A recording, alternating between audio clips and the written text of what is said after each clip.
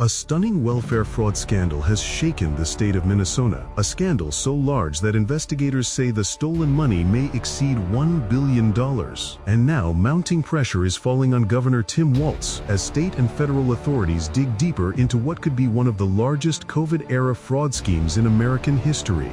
This is Globe Media, bringing you the latest analysis, facts, and history behind global events. The investigation centers on allegations that Minnesota's welfare programs were exploited for years, allowing massive sums of taxpayer dollars to be siphoned away from services meant for vulnerable families. New demands from the House Oversight Committee now require Governor Tim Walz to turn over internal documents related to the scandal as questions grow about oversight failures at the highest levels of state leadership. Despite no direct accusation against her personally, reports also claim that individuals connected to Congresswoman Ilhan Omar personally benefited from the fraudulent network. These include a former campaign staffer and a co-owner of a restaurant where Omar celebrated her 2018 election victory. Again, no evidence currently links the Congresswoman herself to the fraud. Minnesota House Speaker Lisa DeMuth describes the situation as the result of years of poor oversight. She says the state repeatedly ignored warnings as fraud in several welfare programs surged, particularly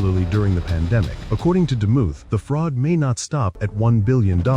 Federal prosecutors suggest the total loss could approach $2 billion, making it one of the largest documented welfare thefts in U.S. history. One example highlighted by investigators is the Feeding Our Future program. When state officials questioned irregularities, the organization allegedly pushed back aggressively, even threatening lawsuits and public accusations of racism unless their funding was approved. Instead of halting payments, the state reportedly backed down, allowing the scheme to continue for years. Governor Walz has responded by saying his administration is helping send perpetrators to prison and warns against blaming entire communities for the actions of criminal groups. But critics argue that accountability must begin with leadership and that this level of fraud could not have grown without systemic failure at the top. As the investigation widens, Minnesotans are demanding answers, transparency, and justice for taxpayer dollars meant to feed children, not enrich fraudsters. Now it's your turn. What's your opinion on this massive welfare fraud scandal? Do you agree with the criticism of state leadership, or do you see it differently?